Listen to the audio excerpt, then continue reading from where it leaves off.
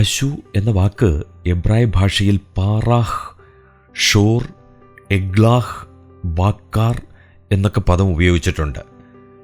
പശുവിൻ്റെ പ്രസവവുമായി ബന്ധപ്പെട്ട കാര്യങ്ങൾ ലേവ്യ പുസ്തകത്തിൽ പറഞ്ഞിട്ടുണ്ട്. 22:27 മുതൽ 28 വരെ. യഹോവയുടെ പെട്ടകം പുതിയ വണ്ടിയിലാക്കി കറവുള്ള പശുവിനെ കൊണ്ടാണ് വണ്ടി വലിപ്പിച്ചത്. 1 ശമൂവേൽ 6 മുതൽ 8 വരെ. യാക്കോബ് ഏശാവിന് കൊടുത്ത സമ്മാനത്തിൽ 40 പശുവും ഉൾപ്പെട്ടിരുന്നു. ഉൽപ്പത്തി 32:15. പശുവിൻ്റെ പാലിൽ നിന്നും വെണ്ണയും തൈരും എടുത്തിരുന്നു. ആവർത്തനം 32:14. യെശയ്യാവ് 21 മുതൽ 22 വരെ. പശു, ഒട്ടകം, ആട് എന്നീ മൃഗങ്ങളുടെ എല്ലാം പാലിനെ വിവക്ഷിക്കുകയാണ് യെഹെസ്കേൽ 25:4 പാൽ എന്ന പ്രയോഗം. പശുക്കളെയും പശുക്കിടാക്കളെയും യാഗം കഴിച്ചിരുന്നു. ഉൽപ്പത്തി 15:9, 1 ശമൂവേൽ 6:14, 16:2.